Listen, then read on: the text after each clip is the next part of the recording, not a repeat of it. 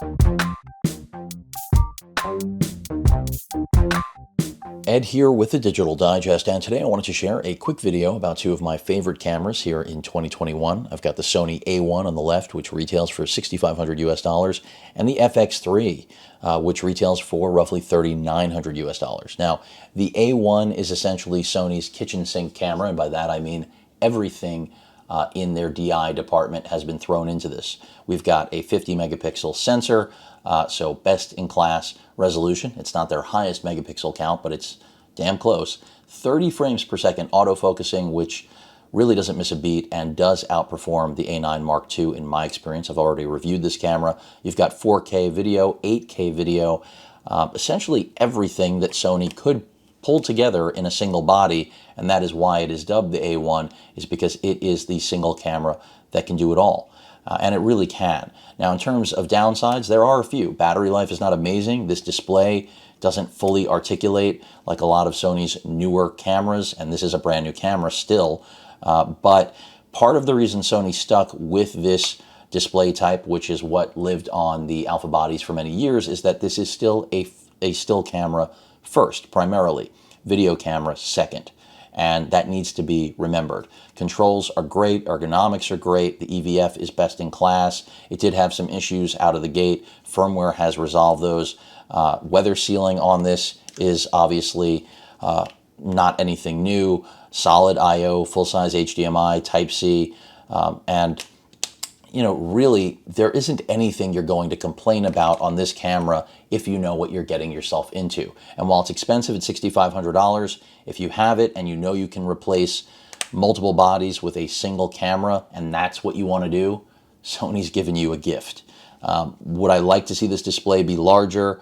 The menu system, which has been revised, more intuitive, and just more user-friendly when it comes to touchscreen capability? Yes, I think that's one of the areas besides battery life that Sony needs to work on. But when it comes to the digital imaging that this is capable of, it is a monster. And if you watched my review, you already know that I think that. Now, whether or not I personally need one of these is a different story, because I'm very happy with my A7R IV. The FX3 is a different story, and I'll get to that in a moment. Two UHS 2 and compact flash Express Type A card slots.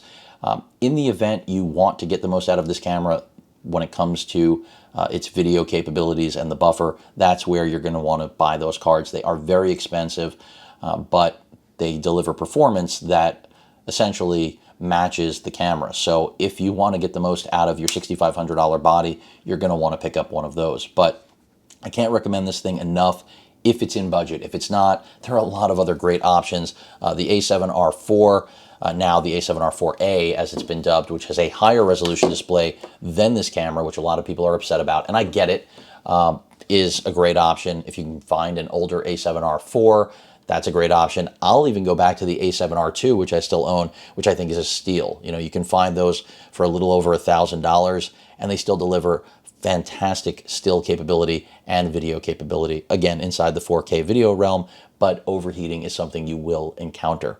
Let's move over to the FX3.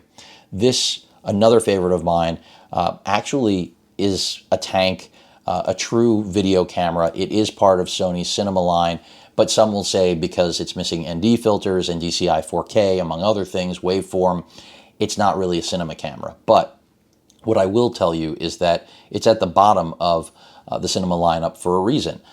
Even though it's expensive at a little under $4,000 US, it gives you essentially the exact same sensor, 12 megapixels, as the A7S III, but puts it in a body that is video-centric. You know, the A7S III essentially looks just like the A7R IV, or even a lot like the A1, but of course gives you the same flip-out screen that we have here on the FX3.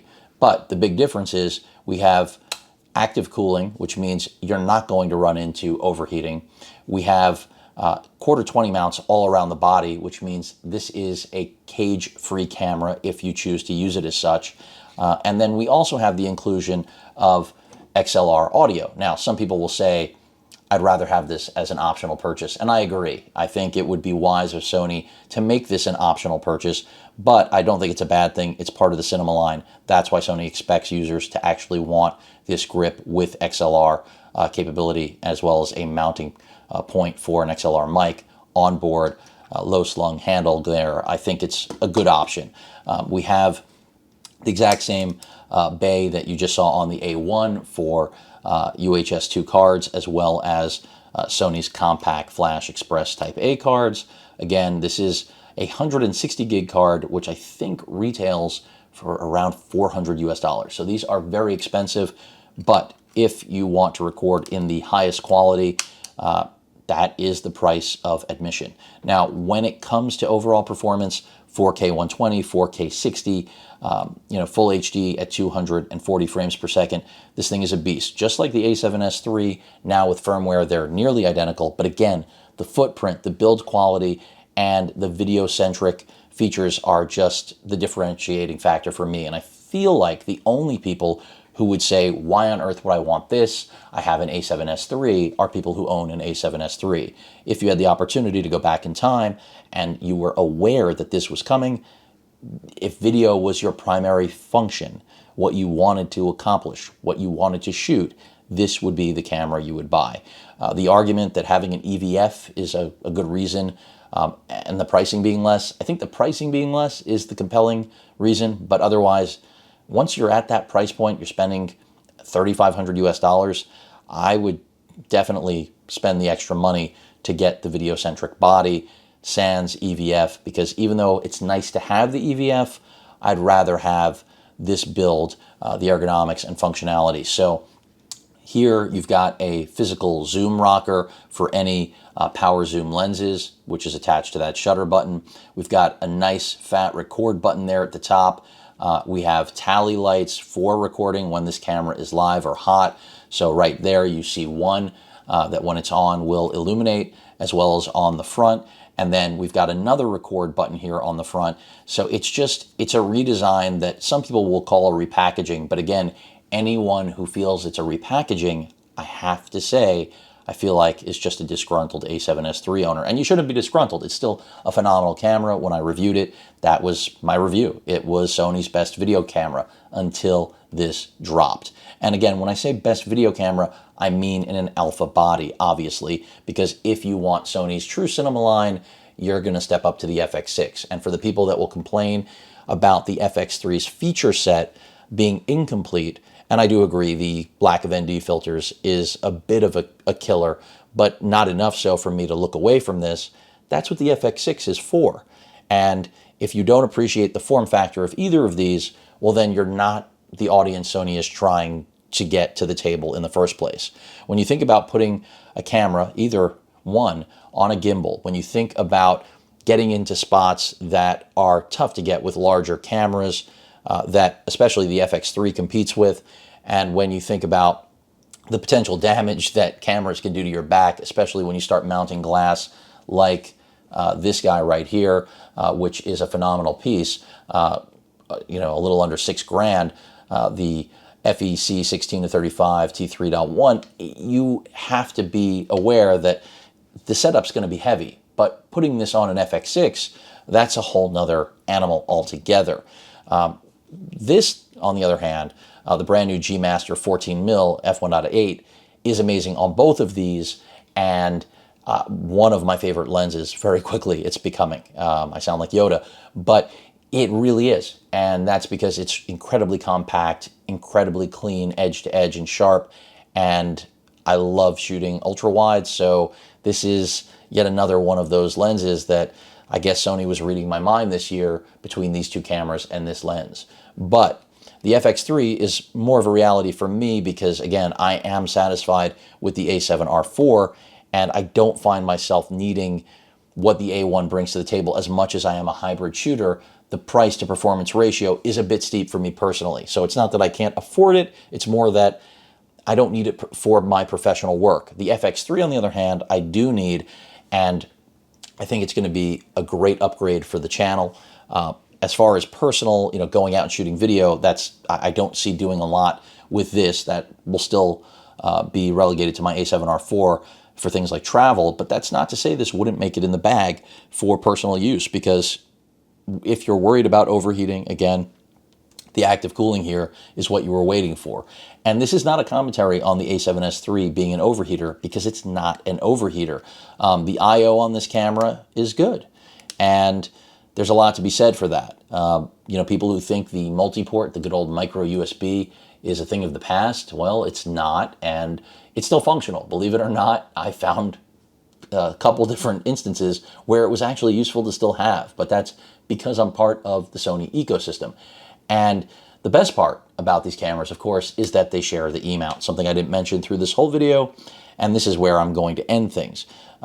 The fact that they do share the E-mount, the fact that they are both full frame, means that the lenses that I have, the collection right now, I can use with both of them. They can share the quality glass that I own, and that is an element that, you know, I thought I was going to be able to use years ago when Sony was introducing NEX full frame cameras that I covered, but that was premature. You know, we didn't have 4K video, we didn't have the autofocus system that we have now, we didn't have the battery life that we have now, and by the way, the battery life on both of these does not live up to the other Sony cameras in the alpha range that use the same battery, but that's because these are new beasts altogether.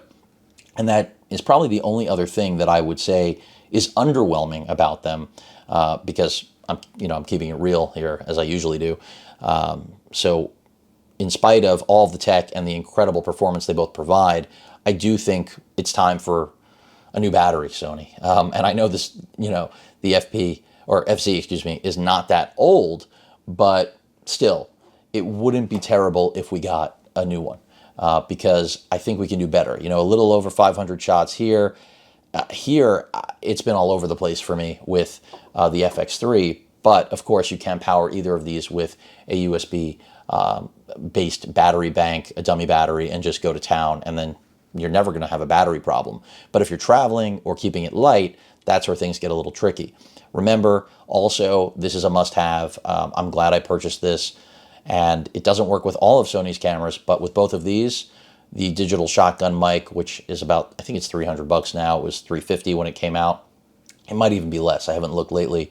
I'll probably throw a link in for this also. It's not going to give you broadcast quality audio, but it is going to give you an incredible upgrade from the audio that these cameras have on board, and do it without any wires and keep it real light, keep it tight, and that's a reason to have this in your bag, with or without the windshield there. So again, two great cameras. When it comes to lenses, you know, it's really a matter of what you want to shoot. I remember covering E-mount from basically the beginning, where there were no lenses, only bodies, and people used to complain, we've got bodies, no glass, and now, well, we've got both, and glass is not a limitation anymore of the system, and the bodies certainly aren't a limitation. I mean, Sony's at the top because they didn't stop. I'm rhyming, and I'm not intentionally doing that, I promise. So this is a favorite, again, for both of these if you want to shoot wide. On the other hand, you know, I love my kit cinema lens. Some people hate this lens. I'm a big fan of it because I think at $2,500 US, it really accomplishes a wide array of shots and perspectives that you wouldn't necessarily get for $2,500. 28 to 135, yeah, it's not that wide, but it still delivers quality stills and video. So that's part of the reason I like it so much, is that I actually like the stills that come out of it. Now, it's not going to resolve all of the megapixels of my A7R4 or this A1, but for something to be hybrid, it does an amazing job. It is really big though, but you know, again, remember, if you're dealing with cinema, this is what things are going to look like. They're not going to look different. You're not going to get smaller stuff. You're going to have bigger lenses, and that's part of the beauty of what G Master delivers, as opposed to these G Series cinema lenses, is that you still get phenomenal video performance from lenses like the 14mm wide angle, or even the older 24 to 70 G Master, which is a staple in many gear bags. So it's really a matter of what you want to shoot with, but ultimately the A1 and FX3 will do the job. There's no question about it. And if I could only have two cameras, it would be these two right here, because again, sharing the lenses and having the best of both worlds in a single body, and then a true dedicated video camera that you never have to worry about overheating, and you have really the button layout and form following function here correctly in a way that it's not just to look good, but it happens to look good too, I might add. is a great thing. So two phenomenal cameras. Really can't go wrong with either one if you've got the budget, as long as you understand, again, what you are getting yourself into, and that neither is perfect, but both accomplishes the task really, really well. Again, I wish both had larger screens. I wish we had better battery life. Maybe that's something we'll get in the future. And EVF here, if we have a larger screen, I don't really think that's something I would want to consider as a trade-off. I'd rather have the larger display. And while EVFs are nice, if you're shooting video in a dedicated capacity, you would rather have the display. After all, that's what these quarter 20s are for. It's for external monitors. And if we can get, a 4-inch display on the back of this thing, that's going to go a long way, especially with the touch screen menu. I think it's a must-have. So that's my wish list. When it comes to the A1, you can't really have a wish list because it has everything under the sun.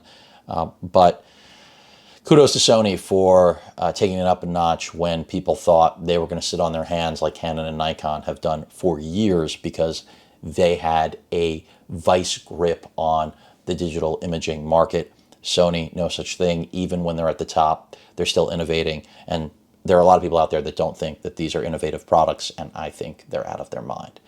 Any questions or comments, please feel free to post them. Hit that like button. And as usual, please feel free to subscribe, and please stay safe. Later.